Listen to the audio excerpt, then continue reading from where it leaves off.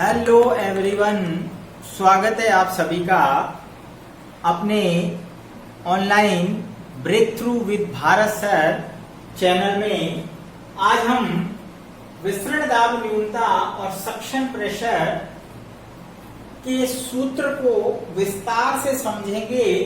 हम अलग अलग तीन कंडीशंस अर्थात तीन केस अलग अलग स्थिति में सेल की पोजीशन को लेकर इसको स्पष्ट रूप से समझेंगे।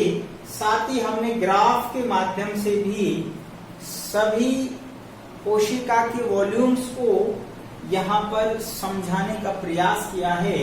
तो देखते हैं डीपीडी हमने पिछली वीडियो में पढ़ा था।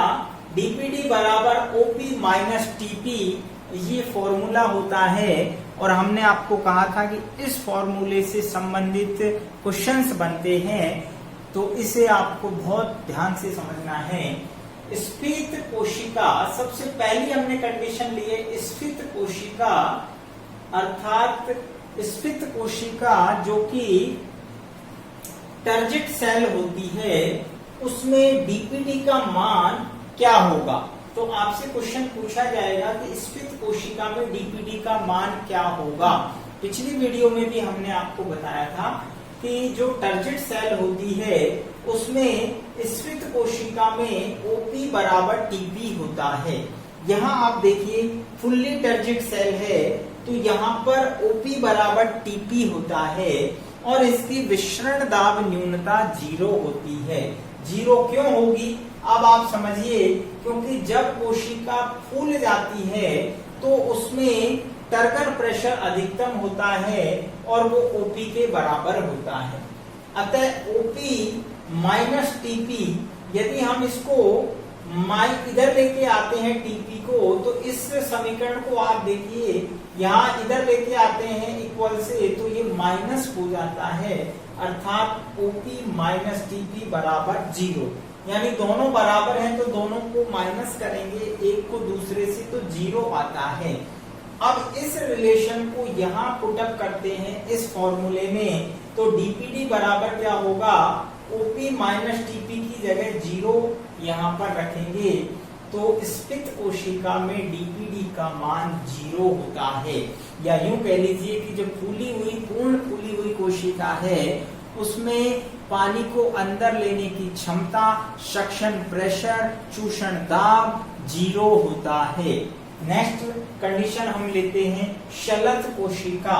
शलथ कोशिका आपको बताया फुल्ली फ्लैशेड सेल होती है, इंग्लिश में इसे फ्लैशेड सेल कहते हैं, यानी पिचकी हुई संकुचित अवस्था में कोशिका में डीपीडी का मान क्या होगा।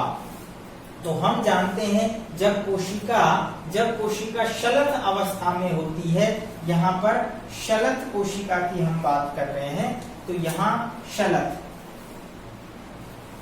जब कोशिका शलथ अवस्था में होती है तो टीपी का मान 0 होता है। जब कोशिका संकुचित अवस्था में है तो टर्गर प्रेशर ना के बराबर यानी 0 होता है। ये बात हम पिछली वीडियो में भी बता चुके हैं। तो टीपी बराबर 0 रखने पर, तो इस रिलेशन में टीपी बराबर 0 रखेंगे तो डीपीडी बराबर ओपी माइनस 0 अर्थात डीपीडी बराबर ओपी। तो यहाँ हम कह सकते हैं कि शलथ कोशिका में फुल्ली फ्लैशेड सेल में डीपीडी यानी विसरण दाब न्यूनता का मान ओपी के बराबर होता है, क्योंकि जितना ऑस्मोटिक प्रेशर होगा उतना ही पानी की मांग होगी। ठीक है, जितनी ज्यादा सांद्रता है उतनी पानी की मांग होगी।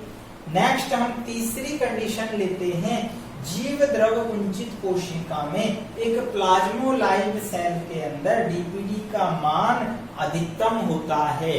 अधिकतम क्यों होता है ये हम जानते हैं, क्योंकि वहां पर टीपी का मान धनात्मक न होकर ऋणात्मक होता है। टीपी का मान कैसा होता है, ऋणात्मक होता है, अर्थात टर्गर प्रेशर जो है ऋणात्मक होने के कारण यहाँ हम टीपी को माइनस रखेंगे तो माइनस माइनस प्लस होगा, तो डीपीडी बराबर ओपी प्लस टीपी अर्थात ऑस्मोटिक प्रेशर में टीपी मान और जुड़ जाता है तो ये अधिकतम होता है। ध्यान रखना, एक जीव द्रव कुंचित कोशिका में पानी की मांग सर्वाधिक होती है, क्योंकि वो पहले से ही उसका जीव द्रव संकुचित हो चुका है, उसे पानी की ज्यादा आवश्यकता होती है, इसलिए इसका मान अधिकतम होता है। इसको समझने के लिए यहाँ पर हमने जल की मांग अर्थात सक्शन प्रेशर अर्थात चूषण दाब अर्थात डीपीडी की जो मांग है, क्रम है, उसको समझाया है।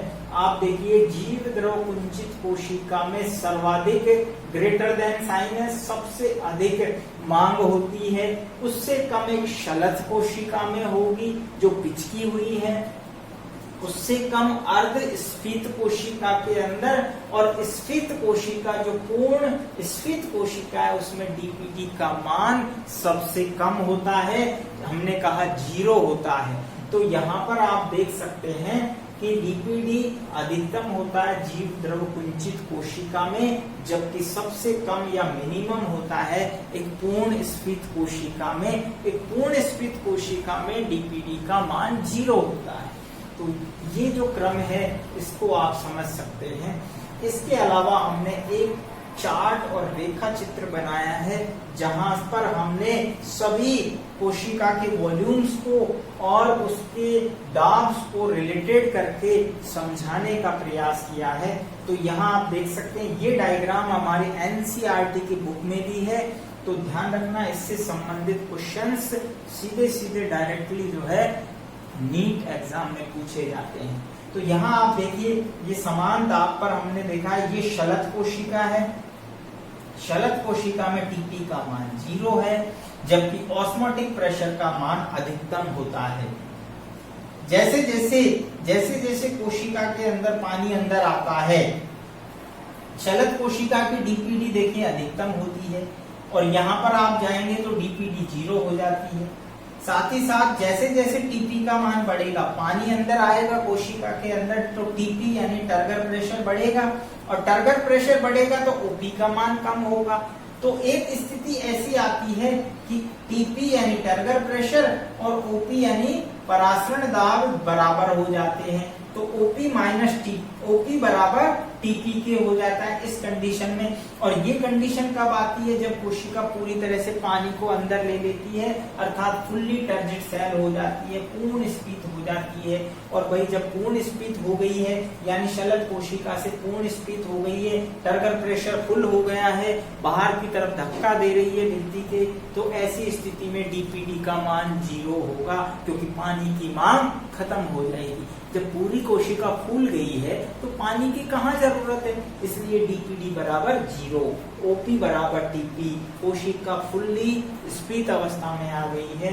तो यहाँ पर हमने देखा किस प्रकार इस रिलेशन से हम इसको समझ सकते हैं। अब यहाँ पर देखिए क्वेश्चंस आते हैं एग्जाम के अंदर। मान लीजिए, थोड़ा सा ध्यान देना, आपको सेल दे देते हैं A, B और C, ठीक है, और इन तीनों सेल्स के अंदर ये आपस में परस्पर जुड़ी हुई है। मान लीजिए डीपीडी का मान आपको दे दिया, इसमें 5 है, इसमें डीपीडी का मान मान लीजिए 15 है, इसमें डीपीडी का मान जो है कितना दिया है 10। तो अब आपसे पूछा जाएगा पानी किधर से किधर को जाएगा। तो हम जानते हैं डीपीडी का मान जब अधिकतम होगा तो उसकी मांग सबसे ज्यादा। तो ये वाली जो सेल है B, इसकी मांग अधिकतम है। तो यहाँ पर अगर C से हम तुलना करेंगे तो इससे भी ज्यादा है, तो पानी इधर से इधर आएगा। यहाँ से बात करते हैं तो पानी इधर से इधर होगा। बात समझ में आ गई। यदि हम B, A और C की तुलना करेंगे तो C की डीपीडी ज्यादा है, तो पानी किधर से किधर जाएगा, यानी A से C की ओर जाएगा।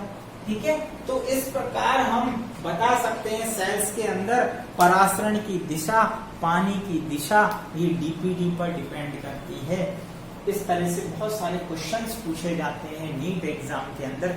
कई बार बोर्ड एग्जाम में भी इस तरह के क्वेश्चंस पूछ लिए जाते हैं।